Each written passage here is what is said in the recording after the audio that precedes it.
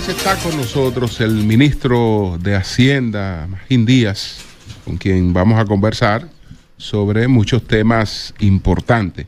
Buenos días, Magín. Bueno, buenos días a todos. Esta básicamente es mi primera intervención pública desde que salió el nombramiento, así que... Como debía ser. Como debía ser, obviamente, así que estamos a la orden. Bueno, vamos a empezar, Magín, por el mismo... Por tema suave. Pero vamos a empezar... Exactamente, vamos a empezar por el mismo nombramiento. Cómo se produce esta designación. Me imagino que hubo varias conversaciones con el presidente Abinader hasta que se toma la decisión. Lo que pueda contarnos alrededor de eso, pues adelante. Bueno, este mes ha sido tan intenso que yo hasta se me ha olvidado cómo fue, porque han sido una semana bien dura de trabajo, pero como debe ser, para eso estamos. Yo creo que el proceso fue rápido. Obviamente no todo lo que se habla con un presidente uno lo puede decir, él sí lo puede decir, pero recibí la llamada para tener una reunión con él. Hablamos mucho de la situación económica y fiscal. Yo me había juntado con él un par de veces, tal vez, no mucho. Con otros funcionarios sí me había juntado mucho. Siempre intercambiando opiniones. Siempre, como yo decía, pues hay funcionarios amigos que siempre uno los consulta. Y en este caso, como el que estaba afuera era yo, pues me consultaban algunas cosas o querían ver mi punto de vista. Pues el presidente me invitó a una reunión y luego tuvimos una segunda reunión. Él me comunicó ya en la primera reunión que el ministro Vicente había renunciado y básicamente pues ahí se dio el tema. Me dijo que si yo estaba en disposición. Es difícil decirle que no a un presidente. Uno se da cuenta rápidamente si hay química o no. Y la verdad es que la conversación entre él y yo fluyó muy bien en ese momento y hemos hecho una química de trabajo impresionante, diría yo. La verdad es que él es un gran trabajador. Me ha impresionado su capacidad de trabajo. Para mí entrar a Hacienda es un terreno familiar e incluso con la fusión del MEPID, porque yo también tuve muchos años en MEPID. Los 6 viceministros o son algunos alumnos, otros como José Rijo, yo trabajé muchos años con él en proyectos de fortalecimiento del Congreso. Una de las viceministras pues tuvo los mismos profesores que yo, estudió en la Universidad Católica de Chile. La otra de crédito público la conozco desde hace años, desde que era estudiante. O sea que esa transición es fácil, pero en una o dos reuniones pues tomamos la decisión. Él dijo que, y lo ha hecho hasta ahora, que me iba a apoyar en las decisiones que yo tomara. Obviamente serán tomadas de manera consensuada. Yo siempre he dicho que el jefe de las finanzas públicas es el presidente de la República, obviamente. Es un ambiente retador, no hay duda, una coyuntura internacional compleja nuevamente este año, por razones diferentes. Este gobierno ha enfrentado cada año grandes problemas a nivel internacional. Y yo creo que lo primero que hablamos fue de la desaceleración económica que se está dando este año. Una economía que en el primer semestre creció 2.4% más o menos. Y una expectativa de crecimiento que va a estar por debajo de lo que estamos acostumbrados del crecimiento potencial. Eso es algo que está pasando en todos los países, en parte por la incertidumbre de las políticas de Trump, en Europa, en Estados Unidos, en América Latina. Si crecemos 3,5, pues será un crecimiento aún superior al de América Latina, pero no debemos conformarnos con eso. Así que ese fue uno de los primeros temas. Y el segundo tema es el presupuesto reformulado, que ya tú hablaste un poco esta mañana, de que se podía utilizar para ayudar al Banco Central en las medidas que ya ha tomado y que seguirá tomando, pero ayudar desde la política fiscal, digamos, con un empuje de gasto de inversión. Esos fueron los primeros temas. El reto es doblemente grande, no solo por la situación fiscal, sino porque justamente en la semana que me nombraron se dio la fusión con un ministerio grande, que es el de Economía. Y yo espero que esa sea una transición, digamos, que vaya pasando relativamente sin muchos sobresaltos. Yo conozco muchos de los técnicos, van 2 viceministerios allá, el de Inversión Pública y el de Economía, y estamos trabajando también en ese proceso de fusión. O sea, es un mega ministerio que va a manejar ingresos, gastos, política de financiamiento, administración tributaria y la inversión pública. Es decir, se va a tener que ocupar por un lado del corto plazo, pero también pensar en las políticas de desarrollo del país de largo plazo. Es un gran reto, pero ahí estamos. El nombramiento de Magín Díaz fue aceptado por una gran mayoría de partidos políticos, de sectores productivos, de ciudadanía en general. Y a la vez generó un poco de expectativa porque muchos recordaban, Magín era partidario de que lo de la reforma no podía posponerse más, de que eso había que enfrentarlo. Entonces, ¿cuánto nos tenemos que preparar para una reforma? ¿Cuándo? ¿Cómo? Reforma fiscal. Bueno, como yo te dije, inicialmente, muchas prioridades, una lista grande de cosas que hacer, pero 2. Una es la desaceleración económica y otra el presupuesto reformulado. Yo creo que hay que reactivar la actividad económica antes de pensar en la reforma. Así que en este mes yo me concentré en esas 2 cosas. En la primera, con una coordinación muy estrecha con el Banco Central. Yo tengo una relación que viene de familiar, de mi padre trabajó muchos años con el gobernador, y estamos coordinando todas las medidas. Todo lo que se está haciendo se hace en conjunto y ambos nos consultamos. Yo creo que eso va a ayudar mucho en épocas difíciles, que tanto la política fiscal como monetaria estén coordinadas. Y obviamente el ministro de Hacienda es miembro de la Junta Monetaria. Entonces estamos trabajando en conjunto con el objetivo de que la economía vuelva a crecer más. Obviamente manteniendo la estabilidad macroeconómica. Eso sí que nunca está en juego. Esa ha sido la punta de lanza de la economía. El gobierno está comprometido con eso. Y el segundo objetivo era hacer una modificación presupuestaria que fuera razonable, que ayudara a la economía, pero cumpliendo la regla fiscal.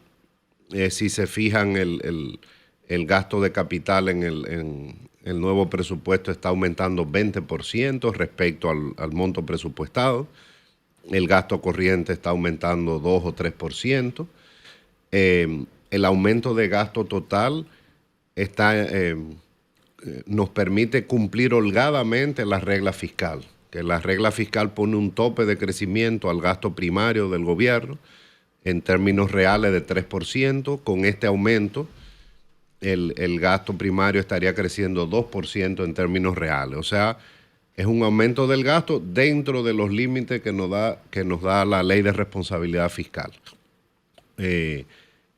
Sesgado a un aumento de la inversión pública y sin un aumento importante de la deuda. Ese aumento de déficit no va a implicar un aumento de la deuda porque vamos a utilizar disponibilidades que hay de años anteriores que están disponibles en el sistema financiero. O sea, en algunos años el gobierno se sobreendeudó, tenía eso depositado ahí, pues vamos a usar parte de eso para financiar este aumento del déficit, que es totalmente razonable.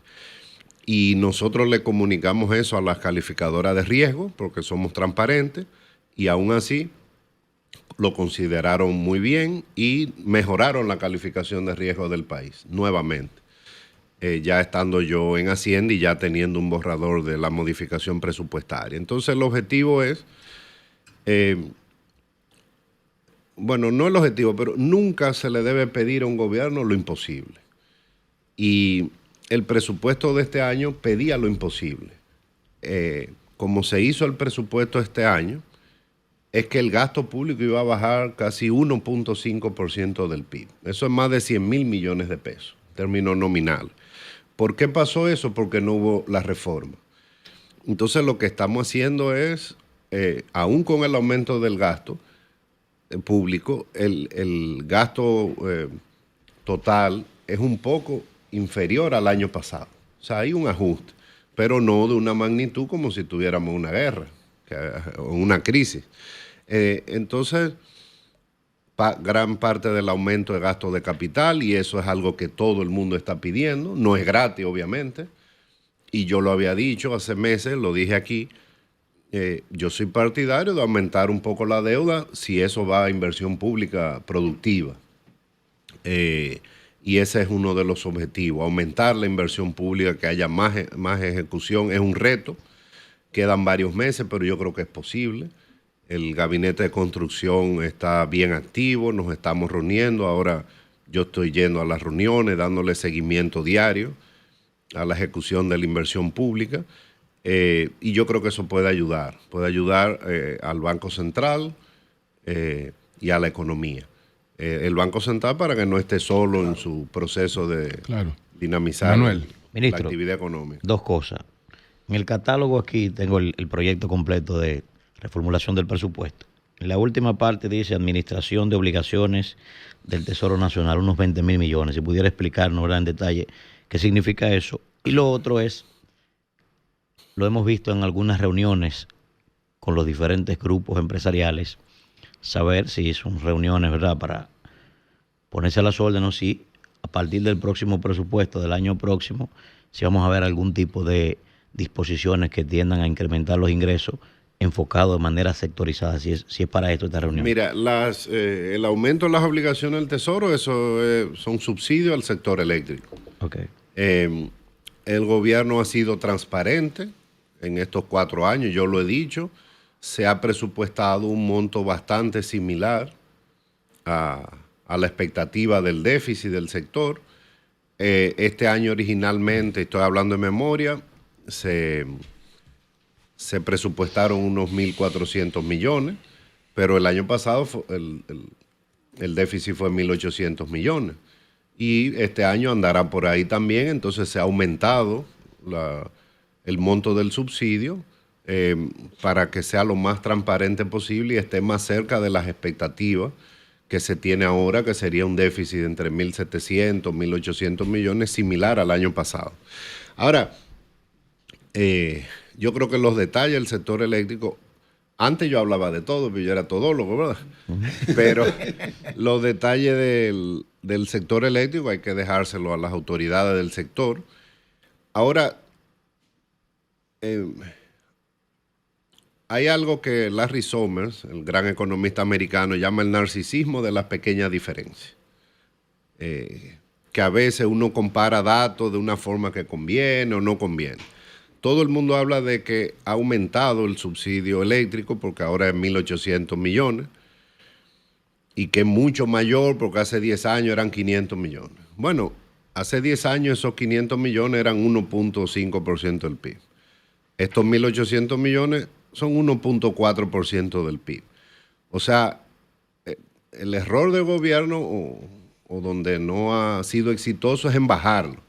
Pero el déficit en términos relativos no ha aumentado. Como porcentaje de la economía y como porcentaje de los ingresos tributarios, más o menos el 10%. Ahora, a esta altura del juego, uno hubiera esperado que sí, que se bajara ese déficit. Yo creo que va a bajar algo el año que viene y después pueden invitar a don Celso a que hable. Con la entrada de nuevas plantas que se esperan, el costo promedio de la electricidad va a bajar en unos 6 meses, diría yo, un par de centavos. Eso puede ahorrar entre 200 y 300 millones. O sea, hay medidas. Este año nuevamente las empresas distribuidoras van a romper récord de inversión. Creo que el año pasado llegaron a 300 millones. O sea, es un proceso. La demanda máxima creo que llegó estos días a 4.000 megawatts. Eso nunca se había visto. Y eso se subsanará con la entrada de nuevas plantas, que es cuestión de varios meses. Ya algunas que en un par de meses van a ser quedó pruebas. otra pregunta pendiente. Las reuniones con los grupos Mayito, empresariales, que lo hemos visto. Sí. Bueno, no solo con los grupos empresariales, o sea, como medio país me quiere ver. Y yo estoy tratando de reunirme con la mayor cantidad de sectores posibles, tanto dentro del gobierno como fuera, congresistas, pero hay que escuchar a los gremios. Entonces he tenido reuniones con los principales gremios, con EVA, IRD, los grandes, pero también con más de 30 gremios de pymes, para escuchar, que me digan sus inquietudes. Salgo con la oreja grande, porque hay muchas inquietudes, no se puede negar. Pero esa es la base. Para mí no es nada nuevo, porque cuando estuve fuera de gobierno, pues yo trabajaba con los grandes gremios y también con los gremios pequeños. Incluso con algunos gremios pequeños yo recorría el país, iba a las provincias. Eso lo hacía como parte de... Le cobraba a los grandes y beneficiaba a los pequeños, pero a mí me servía mucho para escuchar en las provincias. Por ejemplo, yo fui a todas las provincias del sur, fuimos con las cámaras de comercio provinciales, con la Federación de Comercio de Iván García, a muchísimas provincias, varias veces. O sea, yo sé cuáles son sus inquietudes, pero obviamente ahora estoy de este lado y es mi deber escuchar a los gremios grandes, de pymes, y también a los gremios sectoriales, de sectores.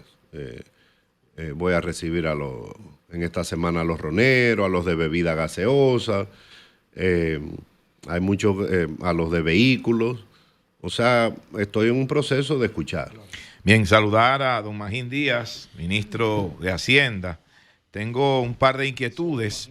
La primera, la tasa del dólar se sitúa hoy en 62,50. Saber si esto es algo programado o se debe a otra razón. El tema de la modificación presupuestaria de la que usted está hablando, ¿cuánto se contempla ahí para la inversión en gastos de capital? Y tercero, finalmente, ya estamos casi en septiembre. De acuerdo a este proyecto de modificación presupuestaria, lo que ahí se vaya a destinar para el gasto de capital, ¿en cuánto terminaría creciendo la economía dominicana? Lo proyectado, ¿verdad? Lo que se pueda proyectar en este año 2025. Mira, en la modificación hay un aumento del gasto capital de unos 35.000 millones de pesos. Una parte importante para obras públicas, pero no solamente para obras públicas. Ahí está INAPA, el Ministerio de la Vivienda, la OPRED, pero digamos que la mayor parte es obras públicas. ¿Eso lo llevaría a qué porcentaje del PIB para terminar el año? ¿Qué porcentaje del PIB? En el presupuesto era 2.2%, muy bajo, y con este aumento esperamos llevarlo a 2.6, 2.7% del PIB. Okay. En cuanto al crecimiento, yo espero que con este empuje más las medidas que está tomando el Banco Central termine entre 3 y 3,5% de crecimiento. Es razonable, es una desaceleración mundial que hay y sería mucho más alto que el promedio de América Latina. Y lo importante es que si terminamos el año con un buen empuje, pues podemos el año que viene tener mejores perspectivas. El tipo de cambio es recurrente, pero parece que tú no escuchabas las intervenciones. Magín es partidario de eso. Hablaba de eso. Magín es partidario de eso. Todo el tiempo lo ha sido. Que se dejara fluctuar. Claro, todo el tiempo lo ha sido. Sí, le escuchaba siempre, pero me gustaría ahora la opinión del ministro de Hacienda. Exacto. No va a cambiar. Aquí hablaba el economista. Sí, lo que se está aplicando es fruto de la política que usted está implementando. Un profesor mío decía... Las preguntas no cambian, pero las respuestas podrían cambiar. Las respuestas sí cambian, por eso. Dependiendo de dónde esté. Mira, lo primero es, hay que empezar por el principio. Riesgo de una crisis cambiaria, 0. ¿Por qué? Porque el banco tiene 14 o 15 mil millones de dólares de reserva. Si usted no sabe nada de economía, usted nada más tiene que ver cuántas reservas tiene un banco y eso es un buen predictor de si puede haber una crisis o no. Con 14 mil millones, no. Lo que hace el banco es evitar que suba rápido. Que suba no es malo, pero que suba rápido. O sea, si el tipo de cambio se deprecia 6, 7% en un año, no pasa nada. O 10%. Pero si se deprecia 10% en una semana, hay problema. Eso distorsiona las decisiones de los agentes económicos. El tipo de cambio se apreció. Fue una medida deliberada. Se tomaron medidas de política monetaria, tanto cuantitativas como regulatorias. Pero yo mismo dije aquí, va a buscar su nivel el tipo de cambio otra vez. ¿Por qué? Porque no han cambiado las condiciones. Las tasas de interés fuera siguen altas. Y eso crea esa presión. Entonces el tipo de cambio está buscando el nivel que ya había alcanzado. Y yo lo veo saludable para los sectores externos, que son los que nos van a ayudar a crecer más en esta coyuntura difícil internacional. La remesa, el turismo, las exportaciones, por ejemplo. Las exportaciones están perjudicadas por el arancel de Trump. Bueno, un tipo de cambio más depreciado las ayuda a compensar eso, parcial o totalmente. Entonces, yo creo que son movimientos normales. El Banco Central, fíjate que lo ha permitido, que no va a causar ninguna disrupción en la economía. Al contrario, puede ayudar. Pedro. Ministro Magín Díaz. Sí. Ex compañero de trabajo en licencia. Él volverá después que termine todo esto. Magín. Compañero de trabajo en licencia. Ese aumento, esa fluctuación de la moneda estadounidense, obligatoriamente encarece bienes y servicios que adquirimos los dominicanos. ¿Cómo evitar que esa alza se manifieste en los ingresos de la familia dominicana? Porque, por ejemplo, si yo compraba un carro en $10,000, me aumentó a una tasa de 60, eran 600,000. Si ahora se me pone en 63, son 630,000. Tengo que buscar 30,000 adicionales, pero yo gano lo mismo. ¿Cómo prevé el gobierno manejar esa situación versus el plan que ustedes tienen de mejora presupuestaria, de una reorientación para tener más recursos? Sin reforma fiscal, ¿de dónde va a venir ese dinero? O si el gobierno, usted se va a inscribir en la escuela, de coger prestado para guardar una parte y lo otro para pagar deuda. ¿Cómo será eso? Bueno, los dominicanos no ganan lo mismo. Con los aumentos de los salarios mínimos que se han hecho en los últimos 4 años, eso ha empujado la escala salarial de más del 70% de los asalariados del país. Y eso permitió compensar la inflación acumulada. O sea, los salarios han aumentado más que la inflación. Como una especie de indexación. Sí, o más. Porque en algunos casos, por ejemplo, en el último aumento de salario mínimo, se aumentó casi el doble o más que la inflación acumulada. Y eso ha empujado los salarios. Entonces, como te dije, el 70% de los asalariados... los salarios han aumentado en los últimos 5 años, no en términos reales. Pero igual el alto costo de la vida ha aumentado. Bueno, lo que pasa es que los precios subieron con la inflación y en promedio no bajan. Uno le queda atrás con los aumentos salariales. Ahora la inflación, estamos en un buen momento de competitividad para el sector externo porque el tipo de cambio se ha depreciado sin inflación, o sea, con la inflación dentro de la meta del 4%. Ahora, la inflación es un tema personal, individual, depende de lo que tú consumas.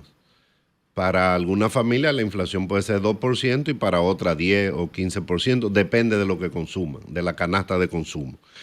Ahora, en promedio la inflación está controlada, la inflación monetaria, no hay un riesgo de inflación monetaria, porque no hay una expansión monetaria que acomode un aumento de la demanda que permita un aumento de los precios sostenidos. Y como yo dije, la depreciación sin inflación general, pues ayuda al sector externo.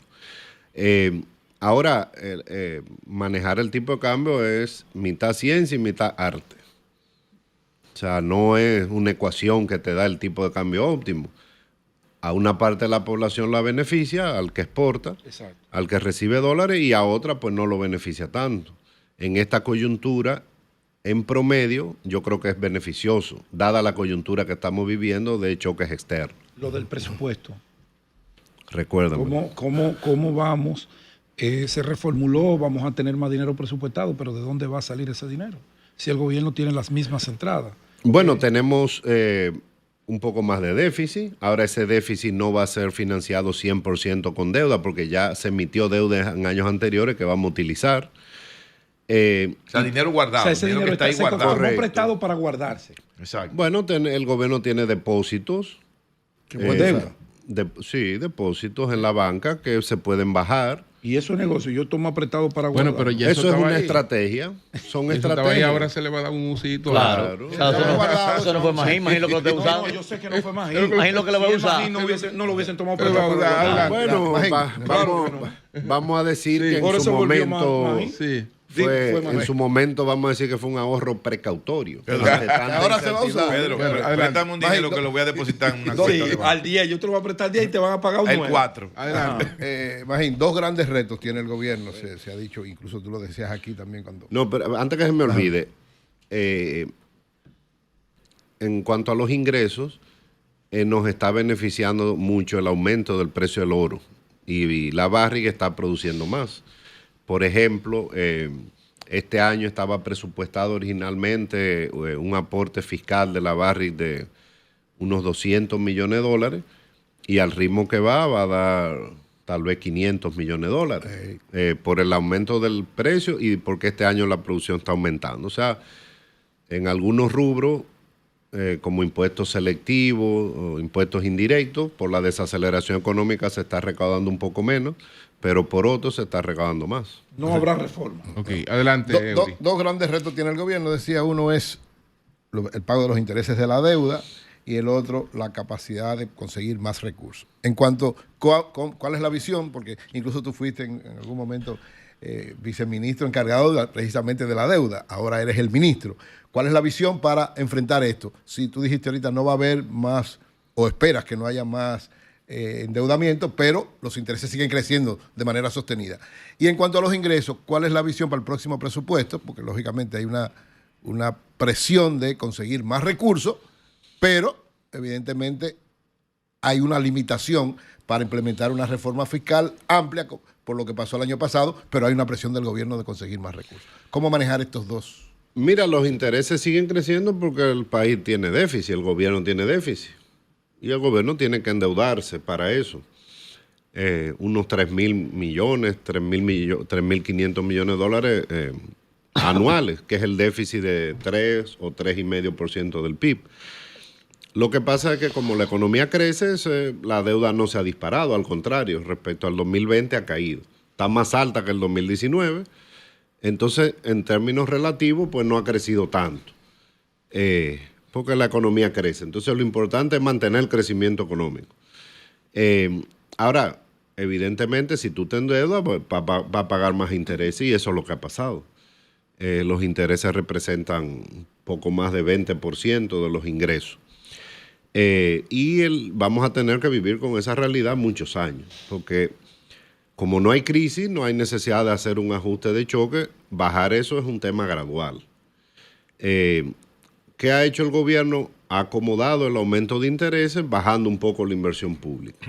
El gobierno no tiene una crisis fiscal, lo que tiene es un problema de espacio fiscal para acomodar el aumento de los intereses, el aumento del gasto social después del COVID. Bueno, ha bajado la inversión pública.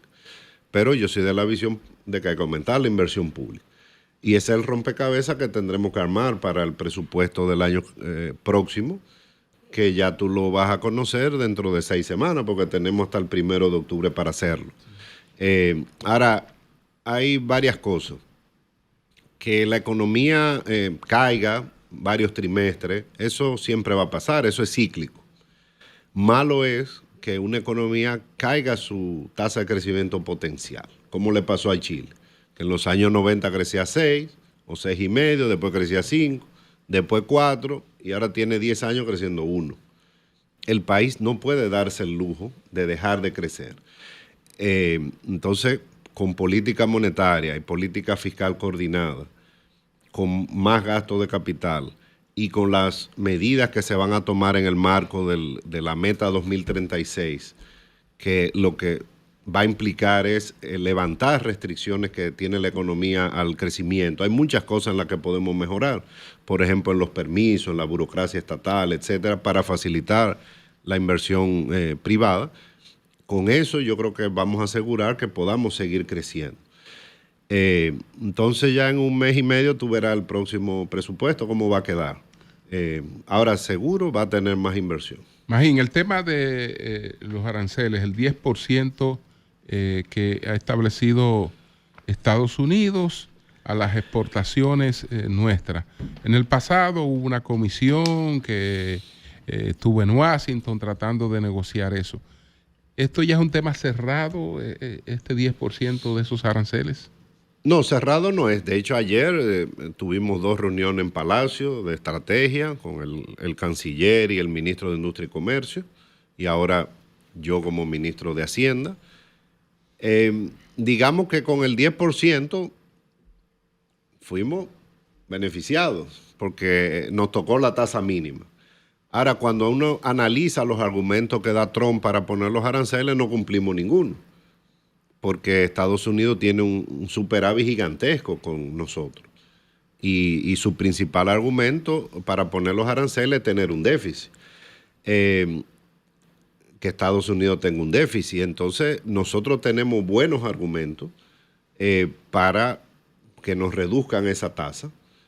Nuestro aliado principal. Y las conversaciones con ellos seguirán, porque tenemos argumentos para bajar el 10%. No obstante, ellos enumeraban una serie de cosas para justificarlo, que el decreto con relación al arroz, que otras medidas que tomó la República Dominicana de manera unilateral. Ellos exponían un rosario de cosas ahí. Un rosarito, sí. Un rosario pequeño comparado con otros países, sí. De algunas distorsiones que tienen razón, pero que ya algunas se han corregido. Por ejemplo, algunos bienes se le cobraba ITEVI en aduana, pero si era producto local no. Es una distorsión y algunos productos americanos eran perjudicados. Esa es una distorsión que existía de hace más de 10 años y ya eso se empezó a corregir este año, por ejemplo. O sea, eran las distorsiones que ellos llamaron la atención, digamos que relativamente fáciles de corregir, y algunas ya fueron corregidas por DGI o por DGA, por ejemplo. O sea, no son cosas grandes. Ya esto es un tema político. Y también se tiene que hacer pues una negociación política. Y yo, bueno, digamos que yo creo que hay chance de que baje. Ahora, es importante decir que la tasa máxima es 10%, pero la efectiva puede ser menos de 10 para muchas empresas, sobre todo zona franca, porque ellos te reconocen al exportador si tú tienes importaciones de Estados Unidos y te la descuentan. Entonces la tasa efectiva para muchas zonas francas va a ser 8, va a ser 6%. Ahora el gobierno como política de Estado sigue en conversación con Estados Unidos para ver si ese 10% lo elimina. Ayer le preguntaba, bueno, a Richard era que estaba con nosotros ayer, Richard Medina. Sobre un término que se está usando en algunas conversaciones, que yo no sé si es del gobierno que ha salido, pero se habla de reforma flash, que viene una reforma flash. Aunque no venga la reforma flash, ¿qué es lo que es una reforma flash? Porque flash es como rápido. Rápida que casi nadie se da cuenta. Flash, como flash gordo. Él me dobló a la izquierda. ¿Habrá o no habrá reforma? Y me robó la cara. Reforma flash. ¿De dónde que la gente que está hablando de eso? Una reforma que nadie se da cuenta que es una reforma.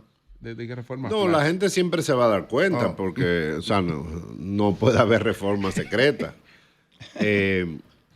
Yo creo que ahora estoy concentrado en el presupuesto. No es reforma, ¿oíste, Pedro? Vamos a El ver si presupuesto. se El dan plan las B. condiciones. No, el después. presupuesto. Este año no Sí. es posible hacer eso. Bueno, No, imposible. Ni el que viene tampoco. Manuel, casi finalmente, tres. vamos a- Otro mucho menos. Ministro, si el presidente de la República llamara a cualquiera de nosotros, ¿verdad? En este caso, hablo de mí. Manuel, mire, A mí yo, me va a llamar para llamarme un boche. yo quiero que usted me asuma esta paletera para que usted me la dirija. Yo digo, bueno, mi condición para asumir esa paletera es tal cosa. ¿Usted puso alguna condición para asumir esa posición? Le pregunto porque algunas personas han dicho de que usted habría pedido, supuestamente, ¿verdad? Cabezas. Algunas, bueno, tiene que moverme a fulano de aquí, a Perencejo ponérmelo allí, a Sutanejo cambiármelo para acá, el piche pónmelo ahora en el right Los field. viceministros hablan por sí solos. Exacto. Exacto. Pues ponme Equipo, formar Hace un equipo. equipo. al queche pómelo de bateador Pues se supone designado. que él entró porque el otro no funcionaba. Eso es real, Magín. algunas medidas para mejorar los ingresos. Exacto, exacto. Mira, Él entendió la pregunta. Si la entendió. Él entendió. Yo la acomodé, pero él entendió. Va a hablar funcionario. Yo lo ayudé, pero él Él entendió. pero- mira, lo primero es que tú tienes que entrar y ver cuál es el panorama. No, usted lo conocía bien. Y sí, pero hay que ver. Entonces, en otras circunstancias, como por ejemplo cuando yo fui a DGI, yo dije, bueno, yo voy, pero yo voy con mis 4 subdirectores. En este caso, los 6 viceministros son buenos, los conozco. Superestrella. Trabajaste con varios. Con 5 he trabajado antes, incluyendo con Rijo. Uno fue mi primer alumno, que es Martín, que es el de inversión. Alexis Cruz, uno de los buenos economistas de este país. María José, pupila mía, la de crédito público. Y Camila estudió en mi misma universidad, o sea, hablamos el mismo lenguaje, muy buena. O sea, yo conozco Hacienda. Entonces, primero entrar a Hacienda. Y después veremos. ¡Ay! Después veremos. Ya me respondió. Ya me respondió. Recojan en la La México. respuesta a mi Finalmente, pregunta, a mí Marilena. me quedó claro, aunque Pedro no, que ahora la prioridad es lo del presupuesto, atacar, digamos, la desaceleración de la economía y luego más adelante viene lo de la reforma. A mí me quedó claro eso. Pero bueno, mi pregunta es, en lo que se hace la reforma, ¿tenemos una oportunidad de incrementar los ingresos vía reducción de elevación?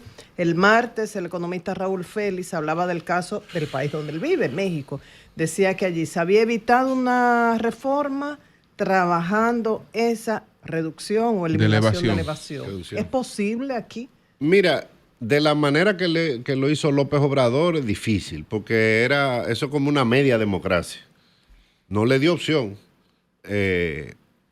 Muchos empresarios mexicanos apostaban al sistema judicial durante años, los casos morían, después pasaban 15 años y López Obrador los expuso, como el foro público que se hacía con Trujillo, y dijo, paguen o aquí hacemos algo. O sea, un presidente, digamos, con una actitud no 100% democrática, aumentarlo de esa magnitud es difícil. Ahora, es el día a día del gobierno, luchar contra la evasión. Y bueno, es la primera vez que hay un ministro de Hacienda que fue director de impuestos. A mí no me pueden hablar. Tú conoces bien. Yo conozco. Y es un clamor del sector empresarial en algunos sectores. Entonces, tenemos que atacar la evasión en algunos sectores. Ahora es un trabajo difícil, de día a día, donde el evasor apuesta al agotamiento. Hay que apostar también a la tecnología. Imagínate le pueden hablar pendejada en materia de recaudación. No. Entonces, yo creo que eso debe ser parte de cada paquete que se haga, el presupuestario o como se llame, porque la población lo pide. Sería injusto poner a pagar a la gente más sin un plan serio contra la lucha contra el fraude y la evasión tributaria. Así es. Bueno, pues muchas gracias al ministro de Hacienda, de Economía y Hacienda. Ahora Hacienda y Economía. Hacienda y Economía. Hacienda y Economía. Hacienda. Da así que- tranquilidad escucharlo. Yo no sé si yo estoy siendo poco objetiva por el cariño que uno le tiene, pero como que ha dejado tranquilidad. Ahora, Pienso mira, yo, no sé qué no, diga la si tú opinión. sientes que la economía está mal y Alguna tú pregunta oyes... yo se la voy a hacer fuera de Oye, Pedro, si Bueno. tú sientes que la economía está mal, pero oyes a Valdealviso y a Magín, como que dice, oye, pero la cosa... Bueno, pues muchas me gracias. Muchas gracias, Magín, muchas gracias. Cambio y fuera.